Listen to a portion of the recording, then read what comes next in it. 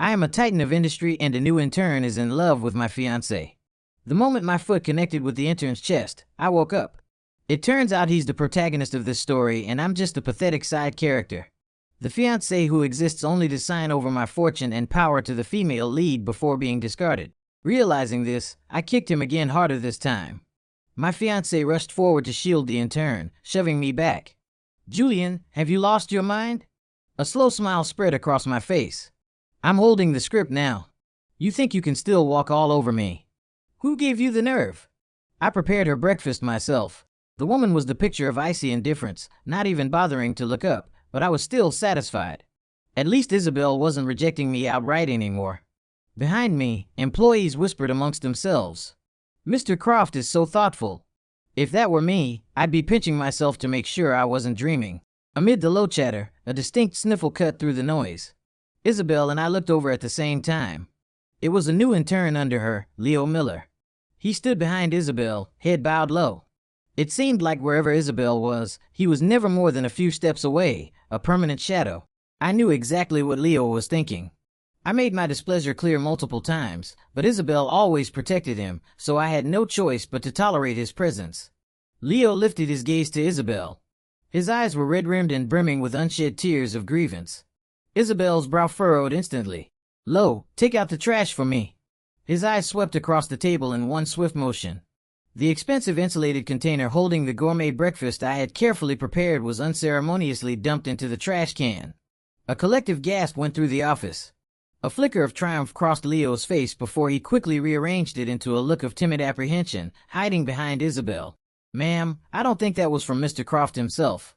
I said, "Throw it out." My vision tumbled with rage, but she just shot me a look of pure annoyance. "Julian, can you stop with this sensitive new age guy act? You're not impressing anyone but yourself. It's pathetic." She would gaze tenderly at a cheap bagel he bought from a street cart, but a gourmet meal in a trash can.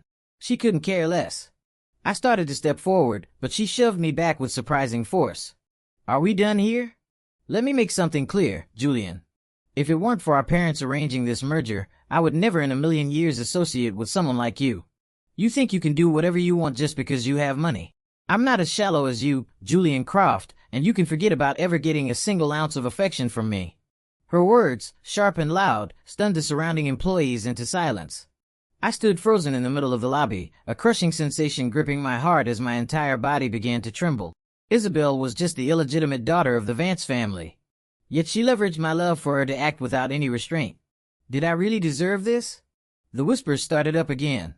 "Miss Vance is going too far. You can't just humiliate the CEO in public like that. And that in turn, Leo is a nobody. What's with the crocodile tears? It's disgusting." Dejected, I was about to turn and leave when a figure slammed directly into me. "Mr. Croft, watch out." I heard my assistant's warning, followed immediately by a cry of pain. When I regained my footing, the bodega coffee in Leo's hand had splashed everywhere, steam rising from the puddle on the floor. Although my assistant had managed to push me mostly out of the way, scalding liquid soaked through my pants, the sharp stinging pain erupting on my leg. I looked down and noticed the coffee cup didn't even have a lid. "Leo, are you blind? Sir, are you okay? Should we go to the emergency room? You could be burned." Leo's eyes were wide with a feigned panic. As if completely flustered, the greasy half of a bagel he was holding slipped from his fingers and landed squarely on my expensive custom-made leather shoes. "I'm so sorry. I just thought you hadn't eaten breakfast and I had some leftover. I was going to bring it to you. You played the innocent victim perfectly. Do I know you? You want me to eat your leftovers? Get lost. M. Vance has stomach problems because she always skips breakfast. I have to remind her to take her medication every day. I was just worried about you. Do you have to be like that?" He bit his lip, eyes glistening with tears. The very picture of wounded innocence. The onlookers started to murmur, their sympathy shifting. "What an idiot. How do you run into someone on a path this wide? Did he leave his brain at home this morning?" Leo stood there, head down, shoulders shaking with sobs. I watched the scene unfold, my expression cold, a storm of fury building inside me, my hands clenched into fists. At that moment, only one thought dominated my mind. The next second, I sent him flying with a vicious kick. And in that same instant, the plot of a story flooded my mind, overwhelming my memories. It turned out I was living in a novel, and I was nothing more than a villainous side character. My fiancée Isabel Vance, the illegitimate daughter kicked out by her own family, was the female protagonist. And he in turn, Leo Miller, was the male protagonist. It wasn't just me. In the future, my entire family, the Crofts, would become nothing but obstacles on their path to true love. Isabel despised me while simultaneously using my power and status for her own gain. Leo, sharing her humble origins, felt an almost instinctual hatred for the rich, and the two of them fell in love at first sight. Even though I was innocent, even though I had done nothing wrong, Isabel would still loathe and resent me. She hated anyone whose life was brighter or more glamorous than hers. The story unfolded with Isabel using her position as my fiancée to steal corporate secrets from my family's company, selling them to our rivals. She transformed herself from a scorned, illegitimate daughter into the wealthiest woman in the city. After her success, she and Leo worked together to systematically destroy my family. My parents and sister were killed, leaving me alone. Leo made a point of telling Isabel, to make a man truly despair, you must first give him hope. Why should he have everything from birth that we have to fight our whole lives for? We have to torture him. He deceived me, telling me my parents weren't dead, just seriously injured and recovering in a hospital. Then on my birthday, he took me to a remote hillside and showed me their unmarked graves. As I stood there, broken and empty, he pushed me from the cliff's edge. I died a miserable death in the wilderness. And who could have guessed how it all started? When Leo failed his interview and was crying in the lobby, I was the one who saw him, felt a moment of pity, and gave him a chance. In the end, this pair of snakes would take everything from me, casting me into the abyss. I really hit the jackpot. The two most disgusting pieces of trash on the planet. And I managed to find them both. My focus returned to the present. To Leo, who was now whimpering on the floor. Mr. Croft, I'm sorry. I was really just trying to help. Thinking about the future, my eyes narrowed. I strode forward and kicked him again hard. Act. Leo howled in pain. I let out a cold, defiant laugh. I am the head of the Croft family, one of the most powerful dynasties in New York. And these two nobodies thought they could bring me down. He scrambled backward, crying. He's attacking an employee. The CEO is beating me up. Help! No one moved. My temperament had always been mild. But today, I have been pushed too far. There was no way I was letting him off the hook. I took 2 more steps and landed a few more kicks. He tried to dodge at first, but then he started crying out in theatrical sobs. Just as I expected, a shout came from behind me. Julian, what the hell are you doing? Isabel burst through the crowd of onlookers. She immediately pulled Leo to his feet and got in my face, pointing a finger at my nose. You're going after an intern now. What kind of man are you? Go home right now. I don't want to see your face for another second. And who are you to give me orders? My sudden change in attitude seemed to catch her off guard. A blow to her ego. Leo, still trembling, whimpered in her arms about how much it hurt. Isabel's anger flared, and she shoved me with all her might. She probably meant to knock me over, but she was a weak woman. I only stumbled a few steps before steadying myself. That's enough. Stop embarrassing yourself, she screamed. Before, a harsh command like that from her would have sent me scurrying away in shame. But now I was awake. Security. I waved my hand and 5 burly security guards immediately surrounded us. Isabel's bravado faltered. She instinctively took a step back. Julian, stop this. Okay. Look, if you make another breakfast, I'll eat it. Just stop. I burst out laughing. You really think I'm joking? Her face hardened. She couldn't believe I was ignoring her. Turning, she tried to lead Leo away. I don't have time for this today. I have work to do. Let's go, Leo. Stop. My voice was sharp, my words dripping with contempt. What work could you possibly do? What are you even capable of? You're just an illegitimate daughter living off someone else's money. Her entire body trembled with rage. The term illegitimate daughter had always been her trigger. Anyone who dared mention it would face her wrath, which she usually directed at me. But now I had said it right in front of everyone. Is this because I didn't eat your breakfast? Fine. Next time I'll eat yours and Leo's. Julian, I'm warning you. Don't push it. Seeing her infuriated face, I calmly unclasped my watch and set it aside. I walked toward her and kicked her in the stomach. With a dull thud, she crumpled to the ground, her face contorted in pain. The crowd gasped. Leo looked like his heart was breaking, tears welling up, but he didn't dare step in front of her. Security immediately hauled her back to her feet. I stepped up and my right hand swung back. A sharp crack echoed through the lobby as her right cheek instantly swelled and turned red. That slap was for being an ungrateful freeloader. If you're going to be a dog, you better learn your place. Isabel had never endured such humiliation. She grabbed onto Leo. What did you do to set him off? Leo was sobbing. Ma'am, I was just worried he had stomach problems and wanted to give him my breakfast. I didn't mean to spill the coffee. It was an accident. Isabel hugged him tightly, her brow furrowed. Julian, you really are a bully, aren't you? He was just trying to be nice. Do you have to be so petty and make such a scene? It was a small thing, sure, but my expensive suit and shoes were ruined by that cheap coffee. And both my assistant and I got burnt. You're loaded. Who cares about one suit? Can you stop pretending? These pathetic attempts to get my attention are just sad. I laughed out loud. I may be rich, but I'm not an idiot. Since you're so eager to defend him, why don't you pay for the damages? Isabel didn't hesitate. Fine, I'll pay. Just stop bullying Leo. You're disgusting. Don't ever try to get my attention like this again.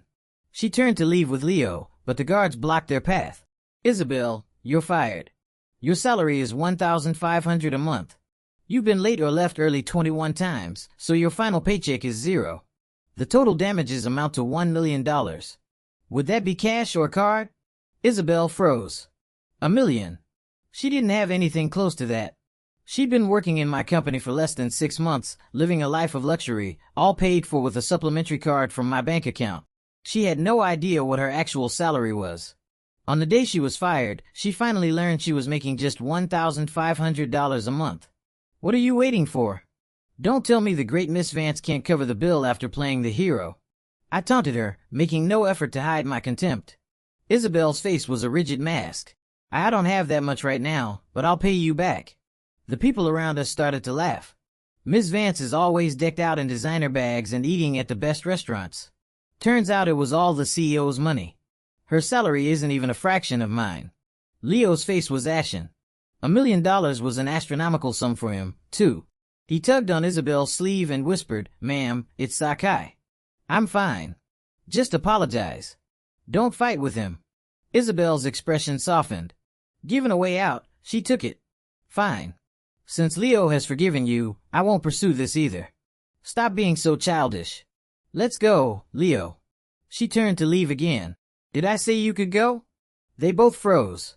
I casually grabbed a bottle of water from a nearby table and took a large swig. I spat it all in Isabel's face. Then I asked with my concern, Are you awake now? Isabel was completely stunned. The title of manager was just a courtesy I'd given her.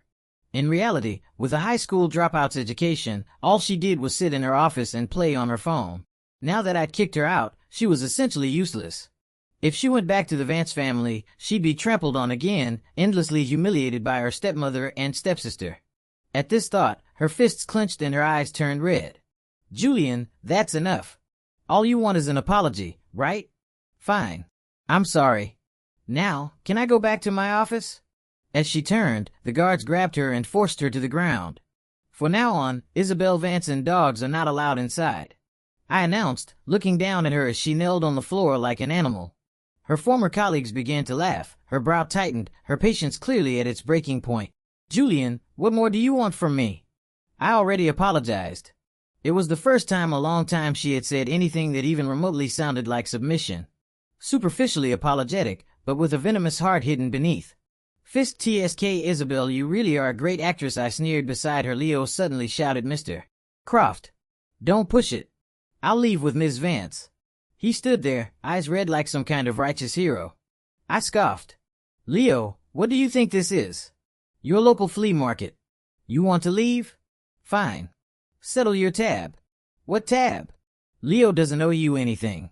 Isabel jumped to his defense, furious. Leo's face went white. Since Isabel can't pay the $1 million, then you can pay it yourself, Leo. The more I spoke, the paler Leo became. Nearly collapsing.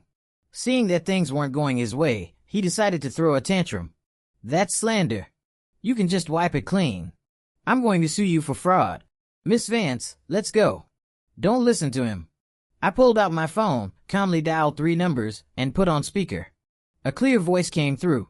911, what's your emergency? Hello, I'm at Croft Tower. Someone is causing a disturbance and trying to leave without paying for damages. I'd like to report it. The last trace of color drained from Leo's face. When the police arrived, Leo finally understood I wasn't bluffing. He stammered through his explanation. I video called my assistant who was at the hospital with his leg bandaged up. My butler quickly arrived with the receipts for my ruined suit and shoes. After assessing the situation, one of the officers spoke to Leo grimly. The amount of damages is substantial. If you don't pay, you will be prosecuted. Terrified of going to jail, Leo offered a stream of promises and apologies to the police. Only then did they leave. His colleagues had all witnessed his humiliating breakdown.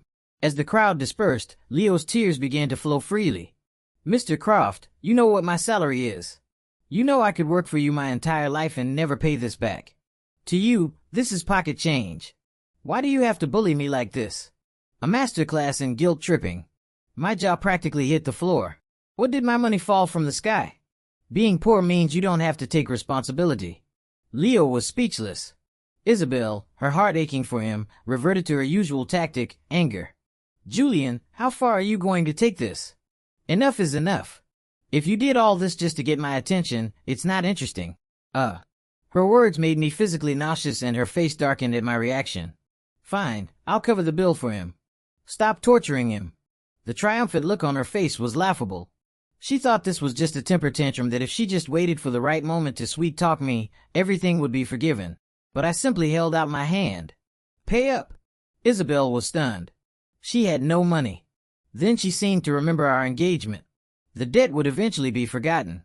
This way, she could play the hero without spending a dime. A win-win. Her expression grew even more smug. All right, you know how I am. She never expected me to produce a pen and paper.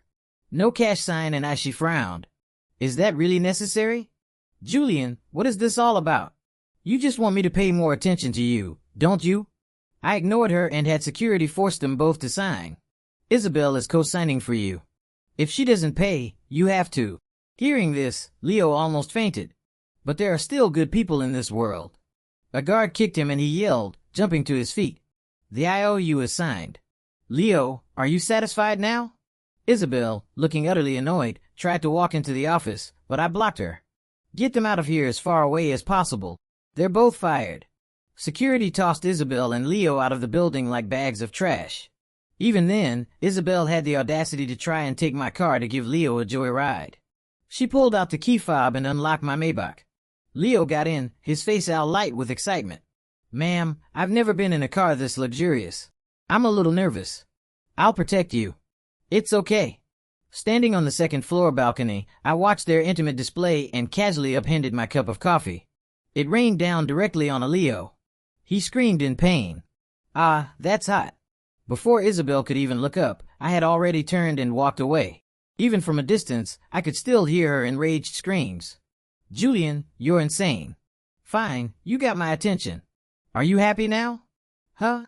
Trying to steal my car to take your intern toy for a spin. Isabel, do you really take me for a fool? By the time they reached the busiest intersection in the city, people on both sides of the street were staring at them with envy. Leo and Isabel had never experienced such a moment of glory. Even when Isabel used my car, she always had a driver. She never had a chance to show off from the driver's seat. Look at that couple. They're so perfect together and in a luxury car. I wish I were rich. The praises from the street reached their ears. Leo's face flushed with excitement. Watching the in-car camera feed, a small smile played on my lips. A moment later, sirens began to wail. Ma'am, sir, please cooperate with our investigation. We've had a report of a stolen vehicle. Isabel couldn't believe I would do this. She whispered, you must be mistaken. I know the owner. I'm his girlfriend. Wow, his girlfriend using her boyfriend's luxury car to show for her boy toy. What a class act. The crowd's murmuring grew louder. Isabel was mortified. Leo was even more ashamed. Just moments before, he had been looking down on the people outside his window. Now, they seized the opportunity to mock him relentlessly. Ha ha. Turns out he's just a car thief. No wonder he was so arrogant. What a joke. They hadn't gotten far before they were taken into custody. Isabel had to use every penny she had to get them released. A disheveled and furious Leo stormed into the hospital. His critically ill mother was there. 4th floor SVP suite. His mother was currently receiving treatment funded by the Croft family. The moment Leo arrived, he began arrogantly ordering the nurses around.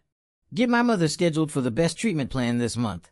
If there's any delay, I'll have Julian Croft fire every last one of you. The nurses complied, terrified of losing their jobs.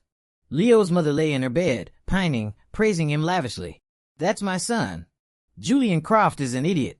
Just get Isabel to marry you sooner. I'm tired of pretending to be grateful to the Crofts. Their condescending attitude makes me sick. Leo's face was grim. Who does Julian think he is? Sooner or later, I'll have him on his knees begging us for mercy. Just you watch, Mom. Son, you're destined for great things. The doctors and nurses on this floor all feared him because this entire wing was underwritten by the Croft name. In this city, no one could afford to cross the Croft family. Now that Leo was fired, he couldn't go to the office anymore. He assumed I was just having a spat with Isabel and wouldn't dare cut off his mother's medical funding. So, he continued to throw his weight around the hospital. He demanded the finest meals, the most comfortable bedding, only the absolute best for him until I receive a call from the assistant of another patient on the 4th floor. Julian, we don't mean to be nosy, but we were wondering who that person is in your family suite. A number of things have gone missing on the floor recently, and we don't usually have strangers around. Do you think you could look into it? Watching the security footage, I smiled. Please don't worry. I'll handle this. I'm on my way. Afterward, I explained the situation to my parents and sister. They all agreed to go with me to get to the bottom of it. This is outrageous. What has Leo been doing in our name? This family is absolutely vile. Son, you have to call the police. The Croft family will not take the fall for them. Of course, I made the call. My sister, however, panicked. She couldn't believe Leo would do such a thing and try to defend him. His mother is very sick. Besides, we're helping them. They must be grateful. Why would they steal anything? Let's go and see for ourselves. I called the hospital and terminated all funding for Leo's mother. After hanging up, I looked back at the security monitor. A nurse quickly went to evict them. At that moment, Leo was still berating the orderlies. The nurse, looking thrilled, pulled the 4 out of his mother's arm and packed up her medications. Mr. Miller, you're no longer authorized to stay here. Please vacate the premises immediately. Take away all her things. Cancel the rest of her treatments. The Croft family is no longer funding her care. He is not allowed on this floor. Hearing this, the orderly's eyes lit up. Yes, ma'am. Leo's mother was bewildered. Forgetting she was a patient, she leaped out of bed and grabbed an orderly, starting to scream. What are you doing? My medication was just imported. Who are you to take it away? I'll have Julian Croft fire all of you. Leo also slapped the nurse across the face. You worthless, did I say you could touch her things? Who the hell do you think you are? 8. Well, you got quite a temper. I walked in flanked by my parents. Leo never expected me to show up here. The color drained from his face. The nurse next to him covered her cheek and looked down. Leo's demeanor changed in a flash. Mr. Croft, thank you so much for your help. It's only because of you that my mother can receive such excellent care. You are our family's greatest benefactor. He clutched my sleeve, tears streaming down his face, trying to guilt me into continuing the funding. My mother spoke first. Mrs. Miller, while the CRA family is wealthy, we don't fund ingrates. Your son openly seduced my son's fiancée while at work and we're still supposed to pay for your treatment. I don't know if you're sick in the head or if you think we are. After my mother finished, my father simply had our bodyguard start removing her belongings. Leo's mother panicked. Leo glared at me, his eyes full of resentment. Julian, your family is so rich. What's a little money to you? Are the lives of poor people not worth anything? Is this some kind of game to you? It's just money, right? You look down on me, but I'll borrow money from his Vance to pay you back. I, Leo Miller, don't owe anyone anything. He theatrically pulled out his phone, trying to threaten me. He knew how much I cared about Isabel. Even when we fought, I was terrified of displeasing her, but this time I agreed. Fine. The total bill comes to $2 million. The Croft family never said this was a donation. It was merely an advance.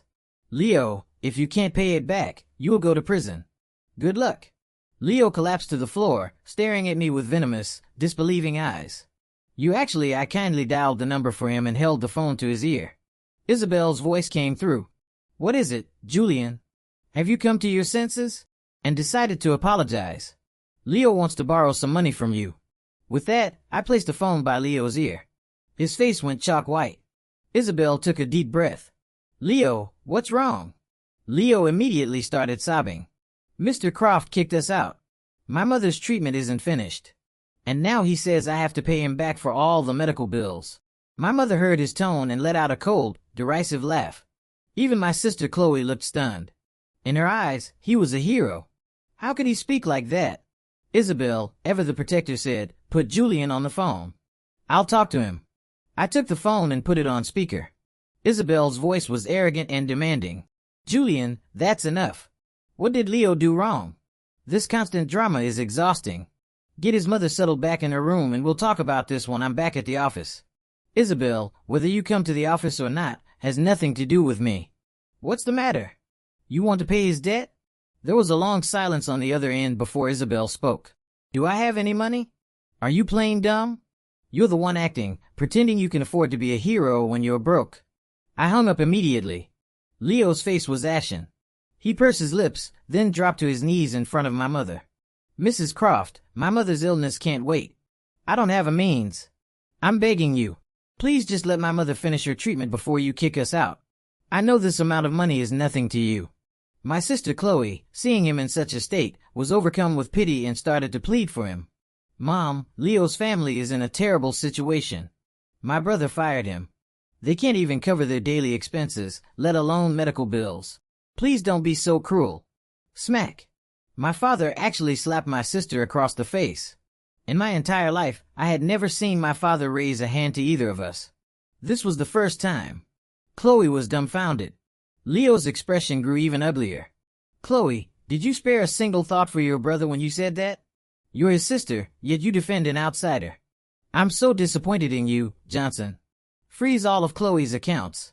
My father cut her off completely. Now, my sister had no money at all. I felt a sense of relief. "So, Leo, you wanted my sister to be your sugar mama, to foot the bill for you in your dreams." Leo watched as his mother's belongings were thrown into the hallway. He grew more and more desperate, slumping to the floor in a tearful heap. Even then, his mother continued to harass my parents, blocking their path just because your family has money and power. "You think you can toy with poor people like us? You've only lost the cost of a single meal, but my son is about to lose his mother." Passers-by started to stare. My mother's face was tight with anger, her brows furrowed. Her innate class left her ill-equipped to deal with such a shrew. I suddenly remembered how in the original story, after climbing over our ruined family, Leo became a titan of industry. His mother had arrogantly used a few hundred to humiliate my parents. I wasn't going to let her off so easily. My eyes narrowed. "Mom, they can't leave just yet. The nurses on this floor said that a lot of valuables have gone missing from the other patients' rooms lately." The mother's face went pale. Leo started to panic. "Mom, let's just go. We'll find a way to solve this. You two stop right there." The nurses and orderlies they had bullied now surrounded them. They glared at the pair, their voices dripping with sarcasm. Well, a thief and an arrogant one at that. I thought you were the wife of some chairman of the board." Leo was the first to break.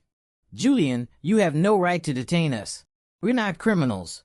I ignored him and had our bodyguards search their bags. It didn't matter how much a scene his mother made.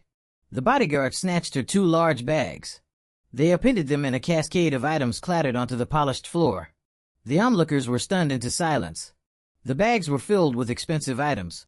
Jade pendants, heirloom jewels, massive diamond rings. A nurse who had been insulted by the mother gasped. "That's the emerald pendant Mrs. Sheridan in the next room has been looking for. And that's my client's pigeon blood ruby ring. It's been missing for weeks." "So, you're the thief." Soon, caregivers from other rooms came out, drawn by the commotion, and began identifying their missing belongings. The residents of this floor were all from wealthy and powerful families. When their possessions went missing, their staff were inevitably the first to be questioned. They had all been unjustly blamed and felt deeply wronged. No one had ever suspected another patient. I smirked at Leo. "You're finished. The value of everything your mother stole is in the tens of millions. How many years will she get for that? Let me think." I watched his face grow paler and paler. Probably long enough for her to die in prison. His mind seemed to snap and his body went limp. Soon enough, the families of the victims jointly called the police. Leo's mother was taken away in handcuffs. All that was left was Leo sitting in a corner with a few shabby bags. My parents and I got in our car and left. As for Isabel, that disgusting creature, her own happy ending was just around the corner. I watched the security feed on the way. Leo was crouched in a corner of the hospital lobby. People passing by looked at him with curiosity. Whenever someone asked what was wrong, he would launch into a tearful tale. My mother was in the middle of chemotherapy and the Croft family kicked her out. They're so rich. This money is just a drop in the bucket for them. My mother didn't mean to take those things. She just thought they were pretty. How can rich people be so heartless? His words shocked the onlookers, but not in the way he intended. Your mother stole from people and now you're the victim. You've got some nerve. Leo bit his lips seething, but unbelievably his pitiful act actually managed to attract a fool. A wealthy young woman, seeing his handsome face, was moved to pity. How much is the chemo? I'll pay for it. A flicker of hope lit up in Leo's eyes. He had just grabbed her sleeve when Isabel arrived. Leo, you call me crying? I couldn't understand what you were saying. What happened? Seeing Isabel, the wealthy woman pursed her lips and gave Leo a look that dripped with meaning. She slapped his hand off her sleeve and brushed it off in disgust. Oh, look. The illegitimate Vance girl is here. She's practically a Croft. You dare to hit on a man? You deserve everything you get. With that, she turned and walked away without a second glance. The glimmer of hope in Leo's eyes was extinguished. At this point, Isabel was his only hope. After listening to Leo's story, Isabel said coldly, I'm calling Julian. I'll make him get your mom out. This is clearly his fault. She dialed, but the call didn't go through. She stared at her phone in utter disbelief. Julian, block my number. Watching the monitor, I let out a cold laugh. Blocking you? That's nothing. The real surprise is yet to come. I sent her a text. Vance residence family matter. Come home immediately. On the screen, Isabel's expression instantly changed from cloudy to bright. She lifted her chin and told Leo, just wait. Julian went to my family's house. He's definitely going there to apologize to me. Once I've calmed him down, I'll get him to release your mom. Leo still looked worried, tugging on her sleeve. What about the $2 million I owe him? Don't worry about it. To him, that's nothing. You won't have to pay it back. At the Vance estate, Isabel's mother, Elaine, and Mrs. Vance, along with her daughter, Sophia, were seated on the sofa. Mr. Vance, Sr., was preparing to discuss the division of the family assets. When they saw us arrive, Elaine's face lit up. Julian, what a surprise. What brings you here at this hour? We remained silent. Mr. Vance Sr. looked at us and announced, Isabel will soon be a Croft. In the future, our families will be closely tied. Isabel will receive 60% of the shares. Mrs. Vance's face instantly darkened. Harrison, she's still an illegitimate daughter. This is completely unfair. Isabel glanced at me, then said smugly, Mrs. Vance, it doesn't matter if you look down on my mother. Julian loves me, not your daughter. Mrs. Vance was left speechless. My mother, seeing Isabel's triumphant smirk, finally spoke. We apologize for the intrusion, Mr. Vance. We're here today to call off the engagement. Isabel's face fell. Elaine shrieked, losing all composure. Call it off. Are you insane? You are not in a position to speak to me, my mother said, not even deigning to look at her. Mrs. Vance, however, smiled. She stepped forward and apologized. Mrs. Croft, if you wish to end the engagement, we must have done something wrong. I hope you can forgive us. Isabel was the family's illegitimate child, and it was clear her mother had a difficult time in a Vance household. Without me, they would have no leverage over the others. What happened? In-laws? Surely our Isabel hasn't done anything. You can't just change your mind on a whim, Elaine said, her face pale. Her entire position in the Vance family was dependent on her daughter marrying into the Croft family. If we truly wanted nothing to do with her daughter, her dreams of a wealthy life would be over. I cut straight to the point. At the office, Isabel cheated on me with an intern. The two of them now owe me $1 million. Frankly, I'm disgusted. Don't you dare slander my daughter. She would never do such a thing. Elaine was furious. She assumed I was still the lovesick fool who would do anything for Isabel. Ignoring the thunderous expressions on my parents' faces, she began to lecture me. Julian, it's a big world out there. There are always temptations. You can't be so petty. Are you saying that after you're married, Isabel can't speak to other men? It was a normal interaction. You're being too sensitive. Her heart belongs to you. That's all that matters. My mother, who had always been the epitome of grace, had her composure shattered for the second time that day. She slapped Elaine across the face. The sharp edge of her ring cut a line across Elaine's cheek. "Who do you think you are, lecturing my son?" Before she could retaliate, a voice cut through the room. "Julian, have you had enough?" Isabel shot to her feet. And then Leo slowly descended the grand staircase of the Vance mansion. It seemed Isabel had brought him here. My parents' and sisters' faces changed instantly. Chloe saw it in that split second. The way Isabel and Leo's hands hastily pulled apart as the door opened. The realization finally dawned on her. Leo is a two-timing piece of trash. "Brother, I was wrong. I should have believed you all along." Her sincere apology was heard by everyone, including Leo. His face was a mask of grief. At this point, his only hope was to cling to Isabel. My father had lost all patience. He stated flatly, "The Croft family is breaking the engagement. Mrs. Vance, I trust you will inform the public of this matter." This was exactly what Mrs. Vance wanted. Every day, Isabel remained. Her own daughter's inheritance was in jeopardy. "Of course, my apologies for this whole affair, Mr. Croft. You know, our family has more than one daughter. There's Sophia." I cut off her ingratiating sales pitch. "I have no plans to marry at this time. Thank you for the offer, Mrs. Vance." Mrs. Vance didn't push the matter and agreed readily. She announced, "Butler cut off the living expenses for Isabel and her mother for the next 6 months as punishment. I will explain the situation to my husband." Mr. Vance Sr., seeing his hopes of an alliance with my family dashed, turned and left in a huff. Find a place for Elaine and Isabel to live and get them out of this house. This was it. They were being thrown out of the Vance family. Seeing her life of wealth and privilege about to disappear, Isabel collapsed onto the sofa. She couldn't believe her carefully laid plans had been dismantled before they even began. She looked at me, her eyes filled with hatred. "Julian, you've gone too far. Was this awesome game to you? Dragging our parents into this just to call off the engagement? You did all this to force my hand, didn't you? Fine.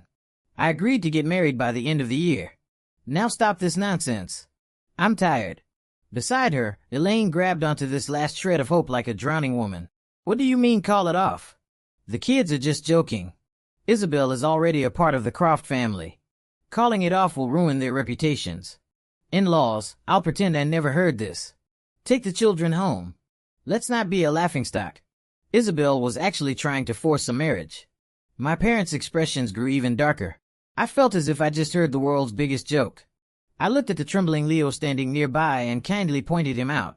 "That's your son-in-law right there, Elaine. Don't get them mixed up. Oh, and one more thing. They owe me $1 million. Let's see which of you is going to pay it." I produced the IO. The eldest daughter, Sophia, snatched it and scanned it. She shot Isabel a mocking up and down glance, then handed the paper back to me. "My apologies, Mr. Croft, but this debt has nothing to do with the Vance family. Isabel's allowance has already been cut off. For anything else, you'll have to pursue legal action." Leo's lips turned white and he slowly backed away. Isabel couldn't believe it. I had actually broken our engagement. The reality of her situation began to sink in and fear took over. She started begging me, even getting on her knees. "Julian, I was wrong. Please don't leave me. I know I neglected you before.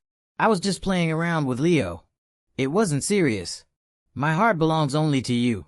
I kicked her away, then bent down and lifted her chin. I could see the deep-seated hatred in her eyes. "Isabel, you despise us, don't you?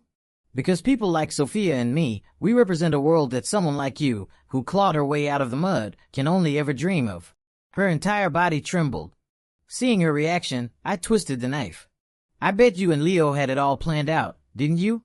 How you would ruin my family, build your own empire, and leave us all for dead. What a shame. Your brilliant plan was over before it even began."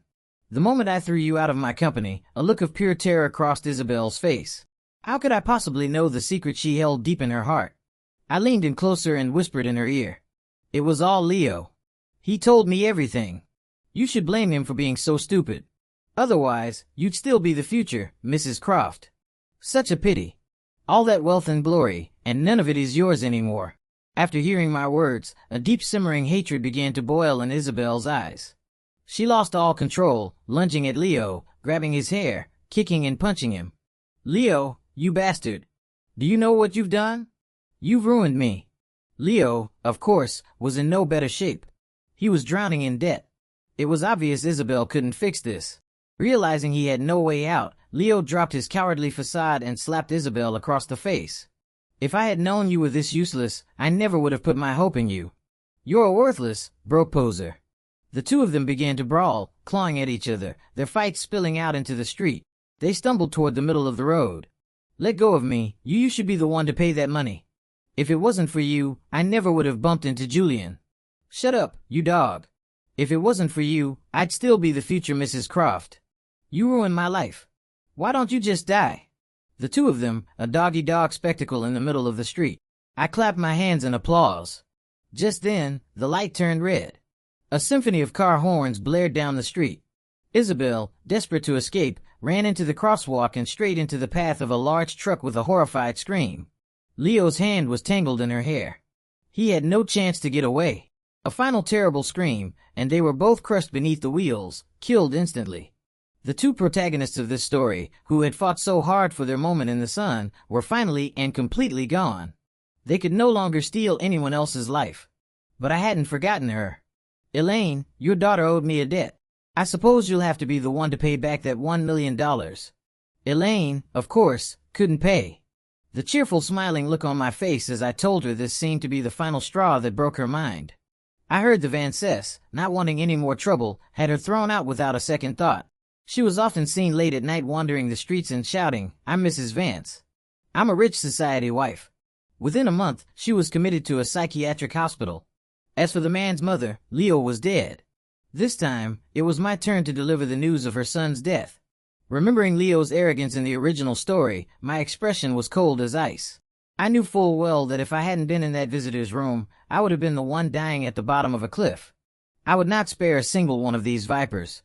Ma'am, such a shame about your son. He was trying to run from his debts and got hit by a truck.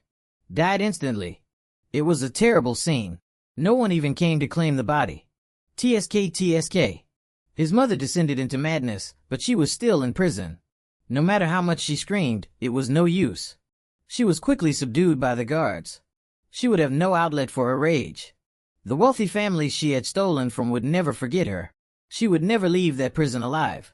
Perhaps in the novel, Isabel and Leo could have used their wicked schemes to get everything they wanted. The author would have called characters like them blessed by fate, always destined for a happy ending. But the moment I woke up, I became the protagonist of my own story. Villain was never my label to wear. Fighting fire with fire was exactly what they deserved. After all, I'm the crown prince of a corporate empire, born with wealth and power. How could I possibly lose? Ha!